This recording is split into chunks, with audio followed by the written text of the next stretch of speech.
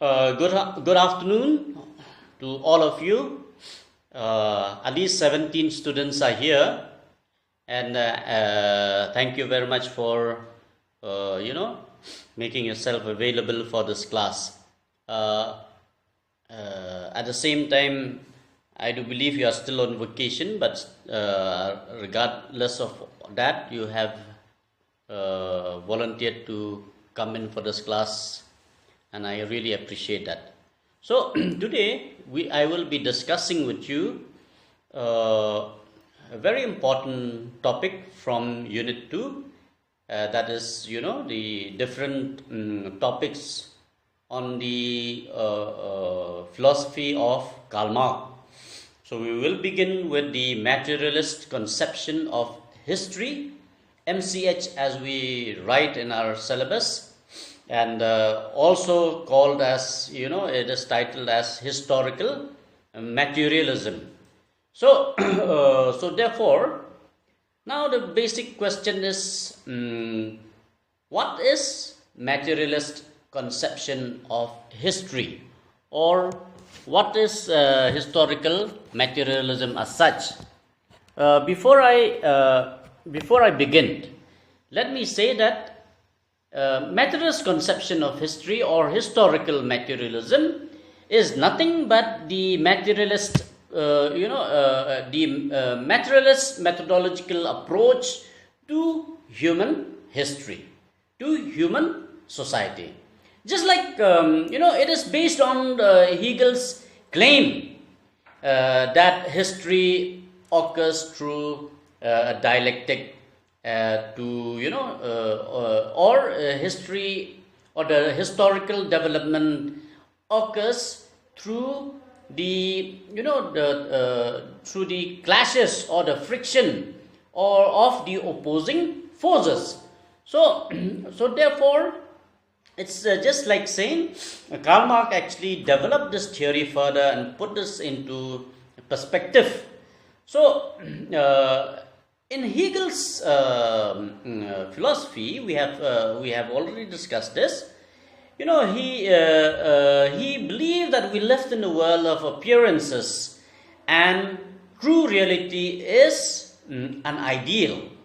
True reality is an ideal. Or what Hegel believed, that something existed at some point of time in the epoch of history, and this, at certain point of time it gets saturated, and therefore because it gets saturated, the social forces, they come into conflict with each other, and therefore out of that conflict the thesis becomes antithesis, and then this lead to synthesis, which means to a new era of history, or a new social relationship, or a new mode of production, like what Marx would say. So Karl Marx actually accepted this notion of dialectics from Hegel, but he rejected the idea of idealism because he did not believe that that the natural world, that the natural world actually hides itself from the real world. He said that he believed that the real world is the social relationship. The real world is a social relationship, and therefore, on contrary to what Hegel would propagate, saying that we are constantly driving ourselves towards the ideal, or towards towards the absolute truth, towards the absolute goodness, all those things. On contrary, Karl Marx thought that historically and socially specific ideologies have prevented people from seeing the the material condition of their life. So for Karl Marx, what is very important, therefore, is the material aspect of human relationship. It's the natural relationship that human being has with each other on the basis of the on the basis of the mode of production. or the mean. So therefore, there is two aspects to social life: the means of production and the mode of production. So therefore, what is historical materialism? Again, I will say it is just a methodological approach to history, to human society. It is a new scientific approach based on dialectics, based on what Hegel has already taught us, or what Hegel has already propagated, in his philosophy of rights, in his philosophy of history. So, so therefore, my point here today is to give you an outlook of what is this historical materialism, or what is materialist conception of history.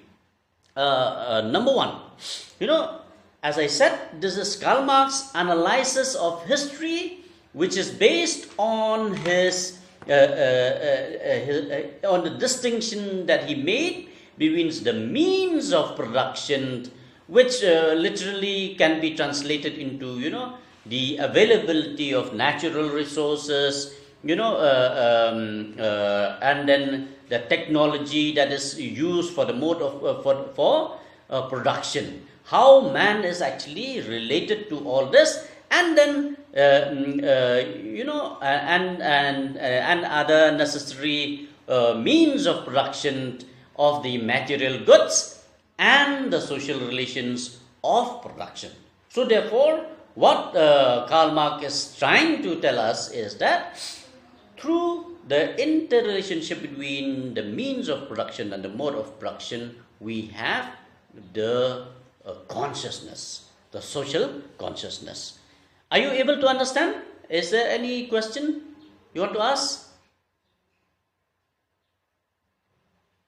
All right, if there is nothing, then so therefore, what we would like to do here is therefore to try to understand what Karl Marx actually is trying to say through this methodology or scientific methodology of understanding society. So, so therefore, what Karl Marx is trying to tell us through historical materialism, or through this particular approach, methodological approach, is that the material world is important.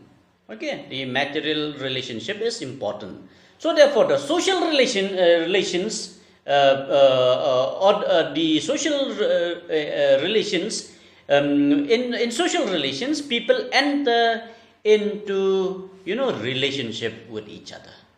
People enter into relationship with each other as they also acquire the use and the use of the means of production.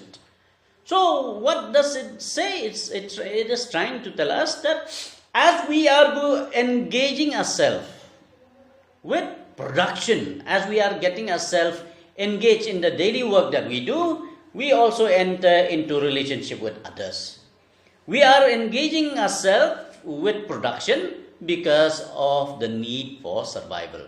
We are studying today because we want that through our education we will be able to feed for ourselves, to become self-reliant.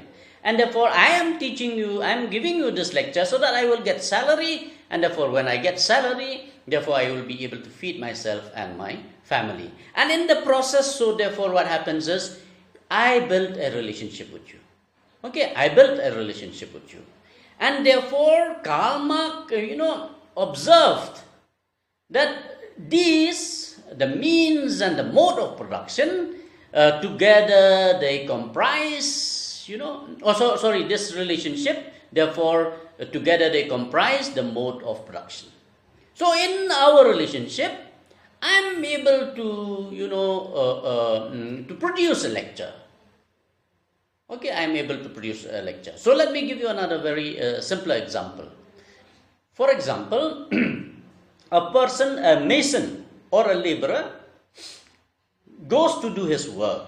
maybe to construct a house, to construct one building.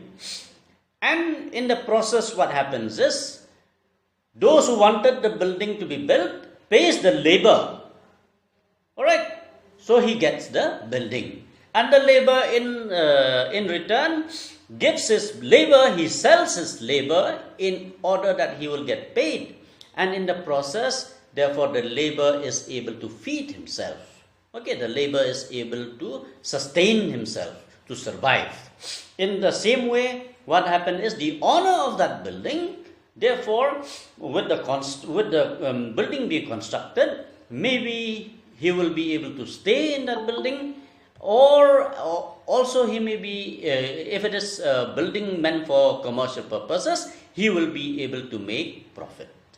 Okay, he will be able to make profit. And in the process, there is a relationship between the labor and the owner of that particular building. So, therefore, Marx observed that within any given society, the mode of production changes. Okay, the mode of production changes. So, what Karl Marx is saying is that in any given society, what happens, what would naturally happen is that today, maybe the laborer is working in order to build a particular building, he is using his bare hands. But tomorrow, that mode of production may change, because now the owner of that building may think that okay, it takes 3 years to build this building. Now let me find ways and means to reduce the time, and therefore in the process he may use technology. And therefore when he starts using technology, the capitalist mode of production, Karl Marx says, you see, this capitalist mode of production is capable of tremendous growth, because the capitalists can and had an incentive to reinvest profits. So now, therefore, if he is paying the labor, he is getting money from the building that he has built, and he is getting profit. And therefore, he may build more buildings. And in the process, he may not only use labor, but he will use technology. So, therefore, Marx considered that the capitalist class to be the most revolutionary class in history, because he says it constantly revolutionized the means of production. Okay, the means of production. Therefore, in general, Karl Marx believed that the means of production change more rapidly than the relations of production. So, the means of production change more rapidly than the relations of production. So, which means that the way in which the owner of the building invented technology, or he has bought technology, used technology, is very fast. If he was making a building in 3 years, after some time he will make the building in 1 year, after some time he will make the same building in 3 months. So therefore, it is changing very rapidly. But the relationship, the relations of production between him and the labor may remain the same, or that may improve very slow pace. So therefore, which means that if a laborer was paid 500 last year, he may be paid 500 this year, or maybe next year he will be paid 550. Although the profit in between these 3 years would have been huge. Okay, so therefore the history of the means of production then is he says is the substructure, and everything else, including the ideological arguments about history, constitute the superstructure. So therefore, basically what Karl Marx is saying, that now in the process, while the capitalist has been able to have his building built, he is also, because he is making profit, therefore he has more contact with those who use his building, he become more powerful, and therefore in the process he becomes the law, he decides the legal mechanism, he decides the ideological mechanism, and therefore, he becomes the superstructure, and therefore he is the one who even govern the policies of the government, or he decide how to pay the labor, how the labor should be suppressed or liberated, and in the process, therefore, he becomes the superstructure. But Karl Marx also believe that the people who engage in this in the means of construction, the relationship that they have, the common man, therefore they are the base, because they are the one who contribute to economic development. They are the one who are actually engaged in ensuring that the capitalists make profit. So suppose they stop working, we are not going to do any work, then his profit will collapse. Suppose they say that unless you pay us 2,000 rupees instead of 500 rupees, we are not going to work, then his profit will collapse. So Karl Marx is saying, we are the base, or people are the base. The only problem is they have not realized this. They are never able to understand all this. So therefore, for Karl Marx, this mismatch between the base and the superstructure is a major source of social disruption and conflict. So therefore, he believed that because of this relationship, because one is able to make more and more profit, become richer and richer, the other is being suppressed. They become poorer and poorer, and therefore this may even lead to a stage of depression, to a stage of economic collapse. And therefore, he says this is a major source of social disruption and conflict. So therefore, the history of the means of production then is the substructure, and as I said, everything else. Everything else that include, our argument about history and so on and so forth. So therefore, under capitalism, what happens is the labor, he sells his labor by being able to work within a specific time. So therefore, if he is working from 9 to 5, he is paid, as I said, maybe 200 rupees, 300 rupees. So he sells his, his labor. Not that he sells the product of his work, So if the labor is selling the product of his work, that is a different case, which means if he is able to build one chair in one day, and he asks for 1,000 rupees, then it's fine. But even if the labor is able to build to make 5 chairs in a day, yet he is not paid for 5 chairs, because the profit is appropriated by the capitalist or by the owner of the production. So therefore, this is what Karl Marx says, the surplus value which is appropriated by the capitalist from the labor. So, therefore, the labor. What happens is, since the labor is selling their labor based on the time that they spend, and not the product of their work, but they could have sold their capacity to work. The labor power is being analyzed in terms of their it's converted into money, and the labor has only one thing to profit from his labor, and that is to survive.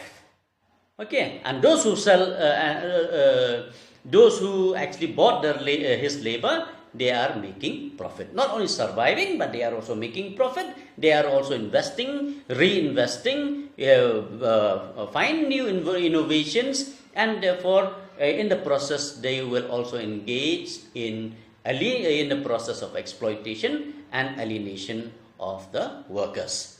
So therefore, Karl Marx, he calls those who sell their labor as the proletariat, and those who buy the labor as the bourgeois or the bourgeoisie.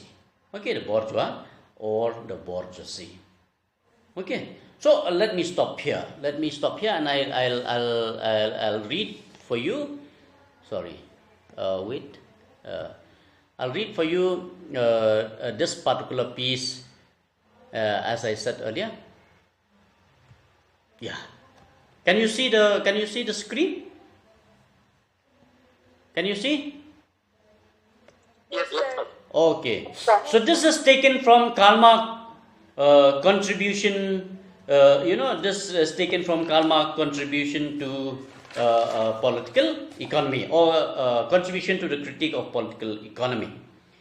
Before we go to this particular two paragraph, again I would like to repeat that the materialist conception of history, or through the materialist conception of history, Karl Marx was trying to convince his readers of a scientific methodology of actually challenging the already existing methodology, which he believed was inconsistent and incomplete and one-sided, one-sided approach of the old materialism. Because before this also, this materialist approach existed, like I said, Hegel and others, right from the time of the positivist thinkers, this approach was there, but it was one-sided, he said. It is inconsistent and incomplete because the history of the masses was not being presented. Okay, the contribution of the masses was not being presented. So therefore, therefore, what happens is, what actually is happening, therefore, is this, that, one second. Is this that, the history of the masses is not being resonated in the earlier approach of the study of history of human society. So Karl Marx, you see, he believed that it is necessary of bringing science of society, science of the study of society, of science of the study of social relations into the harmony with the materialist foundation, and also for reconstructing this particular relationship.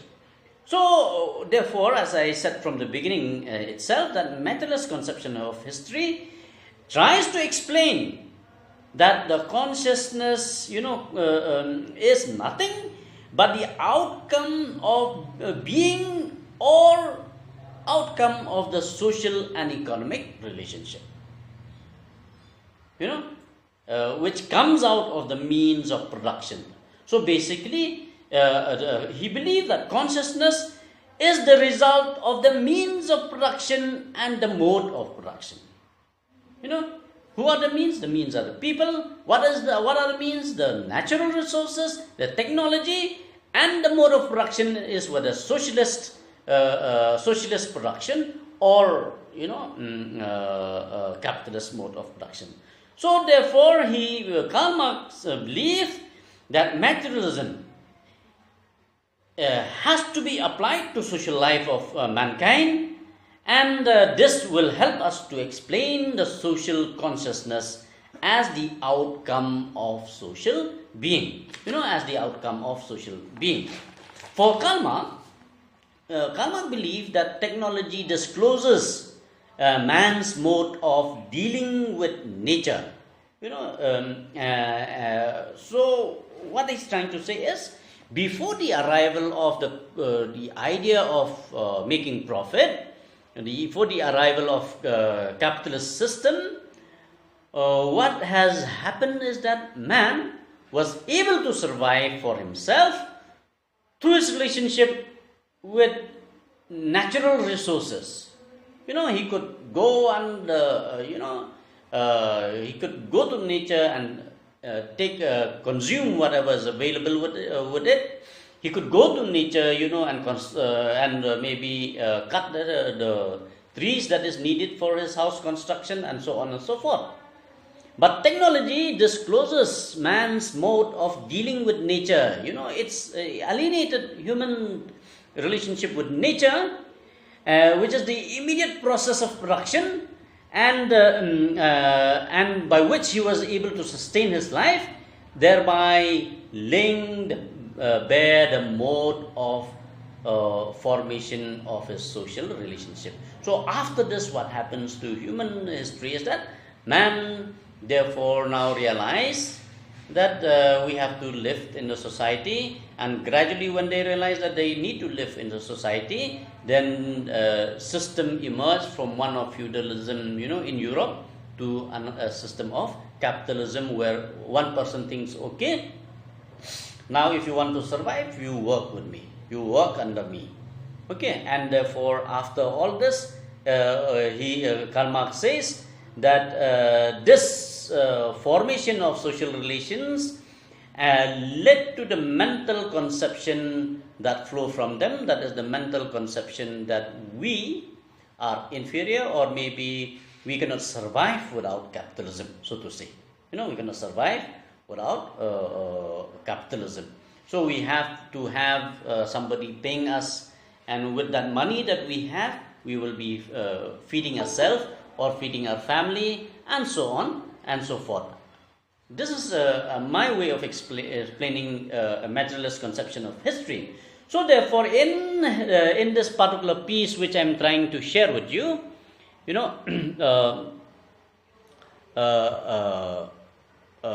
his in his contribution to critique of political economy, Karl Marx actually give us the formulation of the fundamental principle of society and its history in the following words, or he tries to give us what is the idea of materialist conception of history. Let us read this. This is very, very important.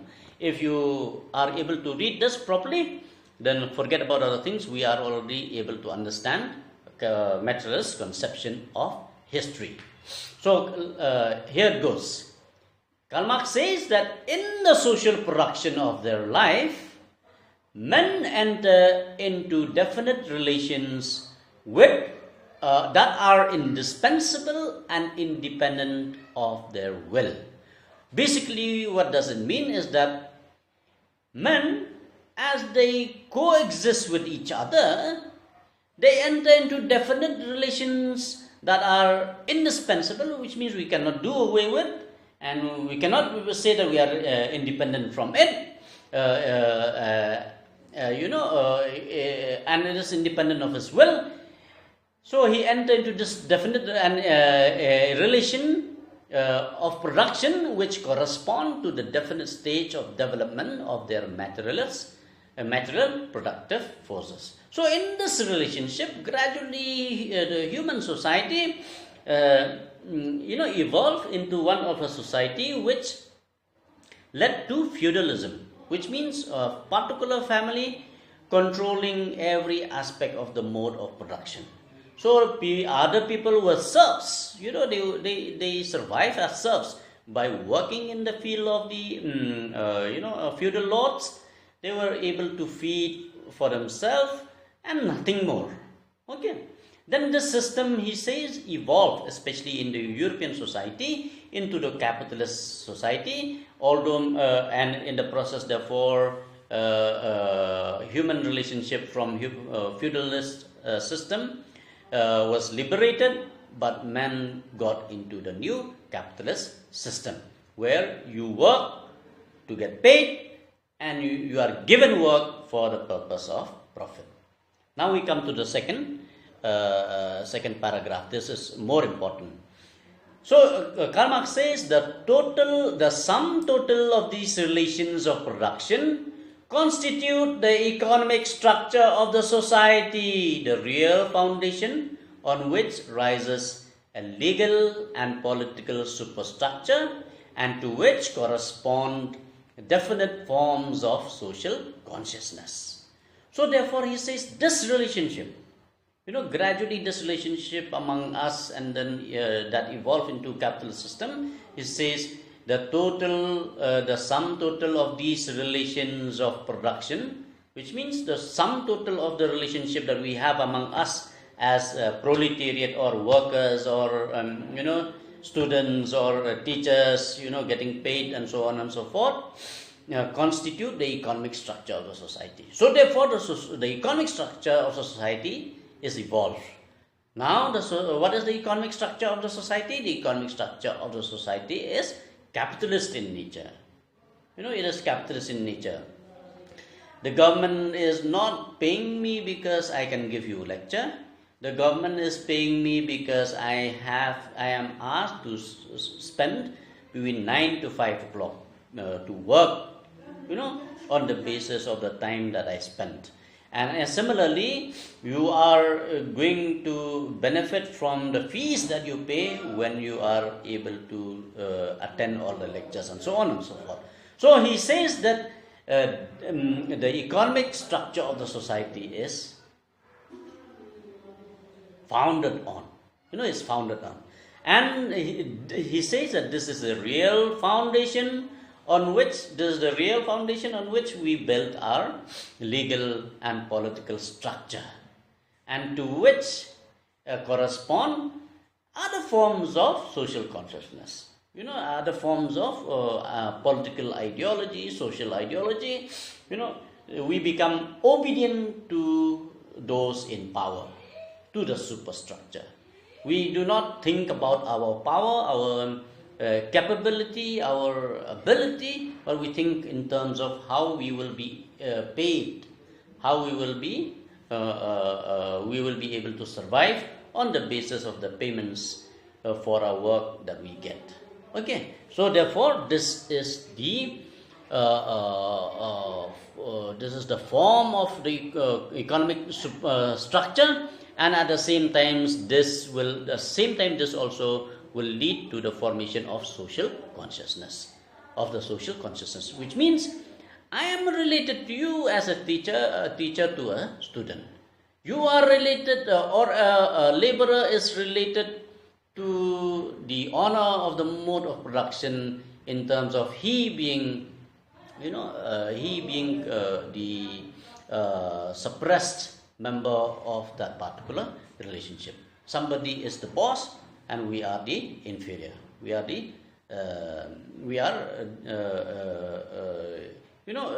being used for our labor. So, therefore, let us repeat and go to the next sentence. The mode of production of material life conditions the social, political, and intellectual life process in general. So, the mode of production. This, as I said, the mode of production which is capitalist in nature. The mode of production of material life, which means the mode of production in which I get my salary, I get my wages, condition the social, political, and intellectual life. Condition, it determines what kind of social life I will have. Now, as somebody who's paid less, even when I go to the market to buy some clothes, I'll go to market where there are cheaper clothes, where there are cheaper shoes, where I will be able to mix around only with people belonging to my class, and at the same time the capitalist will do likewise. He will be in his own capacity do whatever is capable on his side. So therefore the political life. I will look at the people governing me as the masters, and I am the subject, and then my intellectual life also will be decided on this basis, that yes, I can, I have to, my culture should be limited to this particular aspect, not beyond that. Okay, so next sentence is the most important. So therefore, you should underline this. I will give you this. This is the crux of the theory. So therefore, it is not the consciousness of men that determines their being, but on the contrary, their social being that determines their consciousness. This is the crux of MCH. It is not the consciousness of men that determines their being, but on the contrary, their social being that determines their consciousness. So, it is not my ability to think that determines who I am. That determines what role I have to be in the society. But it is the social relations, it is their social being, my position in the society, my class, my worth, the worth of my labor, that determines my consciousness. So therefore, I think like a middle class, or I think like a labor class, or I think like a capitalist class, based on this relationship, based on this particular relationship that I have in the economic structure of the social economic structure. So therefore, Karl Marx says that this is the crux of the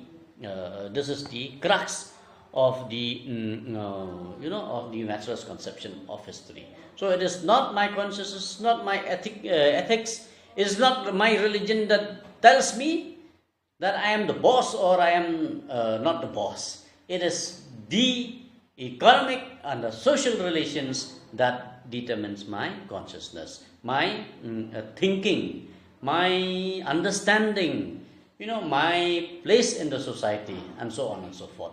So at a certain stage of the development, the material productive forces of society come into conflict with the existing relations of production, or what is but a legal expression of the same thing, with property relation within which they have been at work hitherto. So here Karl Marx says, is agreeing with Hegel. He says that, but this process, he says, will definitely reach a stage when there will be, at certain stage of the development, there will be conflict, and therefore, which means at a certain point of time, we will be challenging the status quo. We will be able to challenge the status quo and think differently, think in new ways. Okay, we will be able to think in new ways, or rather, we will be able to, assert what is right and what is not right. Okay, what we think is appropriate for us and what we think it is not appropriate for us. So, therefore, let me continue. So from forms of, like Hegel says, from that thesis, now we have come into antithesis, and therefore we will enter into a new synthesis, which means although this relationship existed in society, at some point there will be friction, there will be revolution, and so on and so forth. This will bring about change. So, therefore, as I said, this will develop, then begin an epoch of social revolution. If this happens, if people started reacting, started thinking that this is not the way the relationship should be built, therefore, this is the beginning of an epoch of social revolution. So, with the change of the economic foundation, what happened is the entire immense superstructure is more or less rapidly transformed. If this is going to happen, then definitely the superstructure will be challenged and will be transformed. In considering such transformation, a distinction should always be made between the natural transformation of the economic condition of production, which he says can be determined with the precision of natural science, and the legal, religious, aesthetical, or philosophic nature. So therefore, in short, which means ideological, ideological forms in which men became conscious of this conflict, they will therefore fight this out. They will. So therefore, people will start challenging the status quo. So therefore, just as our opinion of the individual is not based on what he thinks of himself, we do not base our opinion of an individual based on what he thinks of himself. So we cannot judge of such period of transformation by its own consciousness. We cannot simply decide the consciousness of that epoch by its own consciousness. On the contrary, he says this consciousness must be explained rather from the contradictions of material life. You see, it will be explained from the condition of material life. It will be, this contradiction will take place, or this challenge to the status quo will take place, because people who are the proletariat will be at the receiving end of the existing capitalist system. So that material life. So therefore, from the existing conflict between social production, productive forces, and the rest of production. Okay, the rest of production. So I repeat again, what Karl Marx is trying to tell us is that what is important for all of us is the relationship between the masses and the mode of production. So this. So therefore, he kept on saying that in broad outlines we have seen the Asiatic development, the ancient society development, the feudal society development, and the more developed themselves into the modern bourgeois mode of production. And therefore, he says all this outline of progress from one stage to another can be designated as progressive epoch in the economic formation of the society. So therefore, what we understand from the materialist conception of history is just this, that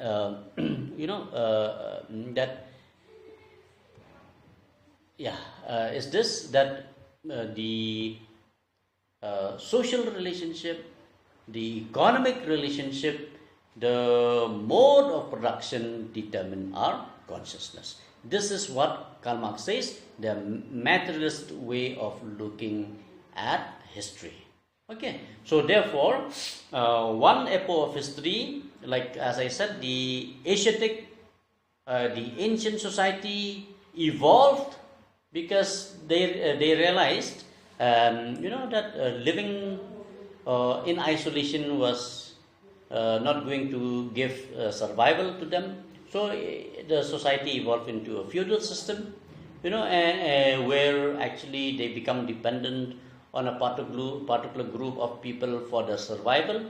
Then that feudal system also evolved into a new system, the capitalist system, where a group of people takes control of all the mode of production, and the rest of the population, that is the masses, they are able to survive on this mode of production by selling their labor, and not on the basis of how much time they can spend, and not on the product of the labor. Okay, so therefore he says, Karl Marx is trying to say that this is certainly going to lead to, at a certain stage of the development, going to lead to a conflict, and if that happens, then it will be a new epoch of history. But at the same time, Karl Marx believed that this cycle of growth, from one system to another system, from growth, collapse, growth, will be punctuated by the empowerment of the capitalist only. Capitalists will become more empowered, and the class, other classes will be impoverished, especially the proletariat will be impoverished, which means they will become weaker and weaker. So therefore, he believed that the proletariat could seize the means of production, they could organize, they can change the system. Once they lead this, once they start this, antithesis into a synthesis, they can seize the means of production, and this would encourage social relations, new social relations, which would be beneficial to everyone equally. So, which means setting up of a new economic system on the basis of what we call as socialist mode of production, where everybody will be benefited equally, and a system of production will not be meant to be make a particular class vulnerable, and therefore this, he says, will be a process in which we will be able to evade this periodic crisis.